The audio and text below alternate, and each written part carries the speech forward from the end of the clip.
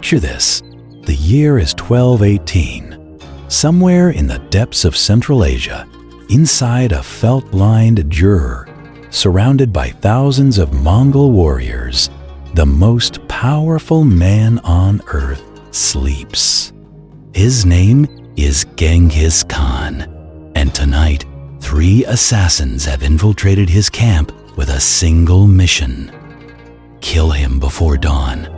They've traveled over 1,000 miles. They've bribed guards, stolen uniforms, and memorized the layout of the Khan's compound. Everything depends on the next few hours. But here's what they don't know. Genghis Khan doesn't sleep like other men. He doesn't trust like other men. And he certainly doesn't die like other men. This is the story of the assassination attempt that failed and the catastrophic war it triggered. A war that would erase an entire civilization from the map. To understand why assassins were sent to kill Genghis Khan, we need to go back 5 years to 1213, when the Mongol Empire was still young, still hungry, and still proving itself to the world. By this time, Genghis Khan had already done the impossible. He'd united the warring tribes of Mongolia under a single banner. He'd conquered northern China. He'd crushed the Tangut Kingdom. But his ambitions didn't stop at conquest. Genghis Khan wanted something revolutionary: trade, stability, a Silk Road that stretched from the Pacific to the Mediterranean, where merchants could travel freely under Mongol protection. And that dream brought him face to face with the Kwarazmian Empire. Now, if you haven't heard of Khwarazm, you're not alone. Today, it's almost entirely forgotten, but in 1218, it was one of the wealthiest, most powerful states on earth. Stretching from modern-day Iran to Afghanistan, Uzbekistan, and Turkmenistan, it controlled the heart of the Silk Road. Its ruler was Shah Muhammad II, a man who commanded over 400,000 soldiers, ruled over gleaming cities like Samarkand and Bukhara, and considered himself the equal of any emperor in the world. To Genghis Khan, Khwarazm was the perfect ally. To Shah Muhammad, the Mongols were just another band of steppe nomads. Dangerous, perhaps, but manageable. That miscalculation would cost him everything. In 1218, Genghis Khan sent a caravan of 500 merchants to Kwarazm. These weren't just traders, they were diplomats. The message was clear: let's do business. Let's grow rich together. The caravan arrived at the border city of Otrar, governed by a man named Inalchuk. And here's where everything went wrong. Inalchuk, suspicious of the Mongols and perhaps greedy for their goods, accused the merchants of being spies. He had them arrested. Then, on either his own authority or with the Shah's blessing, historians still debate this, he had them all executed. When word reached Genghis Khan, he didn't explode in rage. He did something far more dangerous. He gave Shah Muhammad one last chance. He sent 3 ambassadors to the Shah's court with a simple demand: hand over Inalchuk, apologize for the massacre, and let's move forward in peace. The Shah's response was to execute 1 ambassador and send the other 2 back with their beards shaved, a gesture of ultimate humiliation in Mongol culture. It was a declaration of war, but more than that, it was a fatal insult to a man who never forgot a slight. Genghis Khan began preparing his armies, but the Shah, confident in his fortified cities and vast army, decided he needed insurance. He needed Genghis Khan dead, and so he sent the assassins. Infiltrating a Mongol war camp was not like sneaking into a medieval castle. There were no stone walls to scale, no moats to cross. But that didn't make it easy. Mongol camps were organized with brutal efficiency. Circular formations, overlapping patrols, soldiers who slept in armor, and at the center of it all, Genghis Khan's personal jerby, guarded by his Kashig, his elite bodyguard unit, men who'd sworn to die before letting harm come to their Khan. But the Kwarazmian assassins were professionals. They'd been chosen for their skill, their patience, and their willingness to die for the mission. Historical sources are frustratingly vague about the exact details. Most of what we know comes from later Persian chronicles and Mongol oral traditions recorded decades after the fact. But the outline is clear. The assassins posed as merchants or tribal emissaries, blending into the flow of people that moved through Mongol-controlled territory. They spoke Turkic and Mongolic languages. They knew the customs. They waited, and then, one night, they made their move. Some accounts say they drugged or bribed guards. Others suggest they exploited a moment of confusion during a celebration or military movement. What matters is that they got close. Closer than anyone with hostile intent should have been able to get. Inside the jair, Genghis Khan was not alone. His wives, his sons, his closest advisors, all of them rotated through his presence. But there were moments, brief windows, when the great Khan was vulnerable. The assassins knew they'd have seconds, a blade to the throat, a poisoned needle, something quick, something final. But here's what they didn't account for. Genghis Khan's paranoia was legendary. He never slept in the same place 2 nights in a row. He never followed predictable routines, and he never ever let his guard down. Some sources claim the assassins were caught before they even entered the gur, betrayed by an informant or spotted by an alert guard. Others suggest they made it inside but hesitated at the wrong moment, and that hesitation cost them everything. One particularly dramatic account, recorded in the Jami al-Tawarikh, claims that Genghis Khan woke the instant they entered, that he saw them in the dim light, feigned sleep, and waited until they were close enough to be disarmed by his guards. Whether that's true or embellished, the result was the same.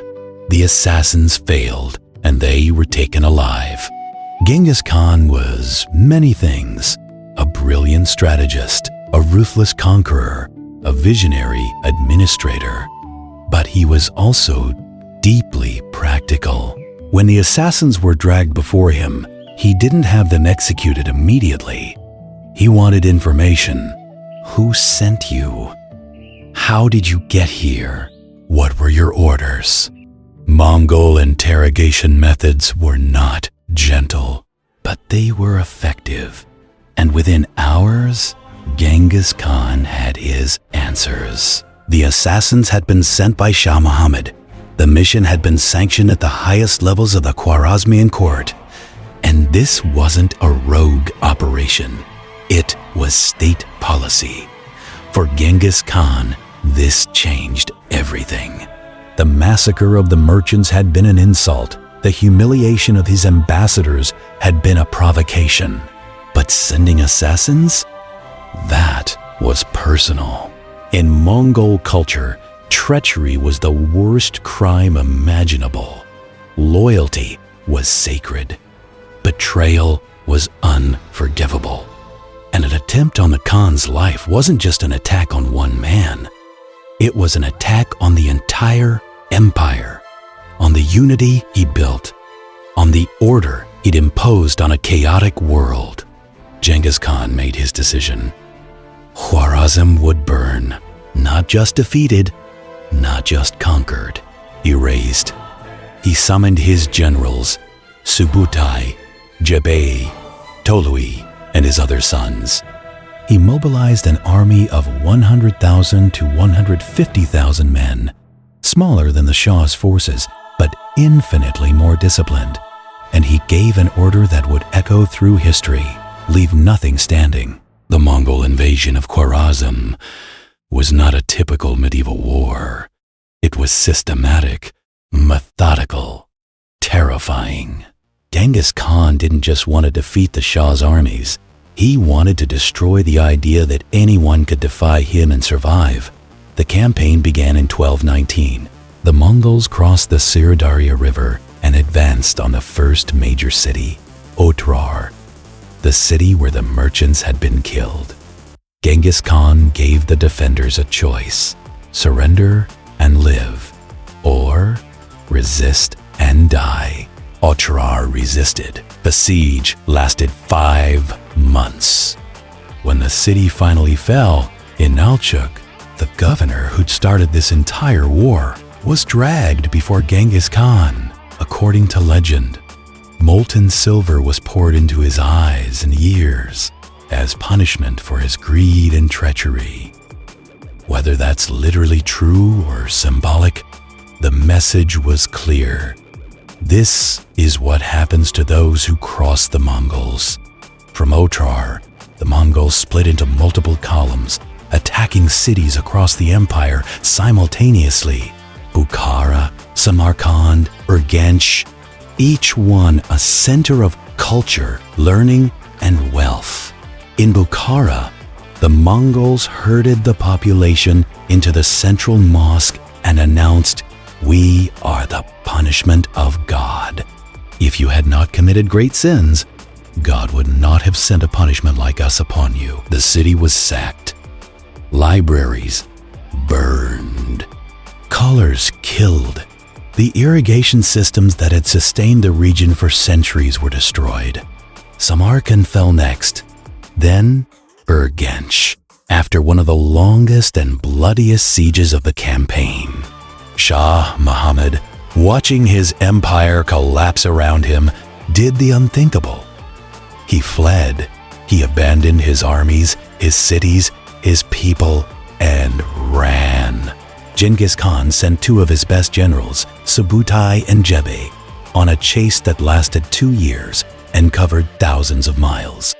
The Shah died on an island in the Caspian Sea, broken and alone, while his empire ceased to exist. Historians estimate that the Mongol invasion of Khwarezm killed between 15 and 40 million people through warfare, famine, and the collapse of infrastructure. Entire regions were depopulated. Cities that had stood for 1,000 years vanished. And it all started because 3 assassins couldn't kill 1 man. The failed assassination attempt didn't just trigger a war. It shaped Genghis Khan's entire approach to governance and security. After Khwarezm, the Khan's paranoia deepened. His intelligence network expanded. The YAM system, a relay of messengers and spies that could move information across the empire faster than any army, became one of the most sophisticated intelligence operations in history. Genghis Khan also implemented a policy of overwhelming retaliation. Any city that resisted faced total destruction. Any ruler who defied him faced not just defeat, but extinction. The message was simple: submit, and you can keep your life, your culture, your religion. Resist, and you'll be erased from history. It was brutal. It was effective, and it ensured that no one ever tried to assassinate him again. But there's a deeper question here. What if the assassins had succeeded? If Genghis Khan had died in 1218, the Mongol Empire might have fractured. His sons were already jockeying for power. Without his unifying presence, the empire could have collapsed into civil war, just like it nearly did after his actual death in 1227. The conquest of Khwarezm might never have happened. The devastation of Central Asia might have been avoided. The later Mongol invasions of Eastern Europe, the Middle East, and Song China might never have occurred. Or maybe they still would have. Maybe the momentum was already unstoppable. Maybe someone else, Tolui or Ogadei or Subutai, would have carried the banner forward? We'll never know. What we do know is this: the assassins failed. And their failure set in motion one of the most destructive wars in human history. The story of the assassins who couldn't kill Genghis Khan is more than just a tale of espionage and revenge. It's a reminder of how fragile history is, how a single moment, a single decision can change the course of civilizations. 3 men, 1 night, 1 target. They came so close, and yet they failed. And because they failed, millions died. An empire fell. The map of the world was rewritten. Genghis Khan would go on to build the largest contiguous land empire in history. He would revolutionize warfare, trade, and governance. He would be remembered as a monster by some, a hero by others, and a force of nature by all. But on that night, in 1218, he was just a man who could have died, a man who almost did. And the echoes of that night still reverberate through history. If you enjoyed this deep dive into one of history's most consequential moments, make sure to subscribe to Imperial Echoes. We bring forgotten stories, hidden turning points, and epic tales from the past back to life, one cinematic documentary at a time.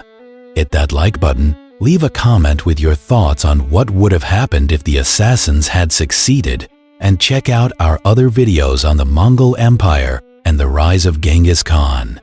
History is full of echoes. Let's explore them together.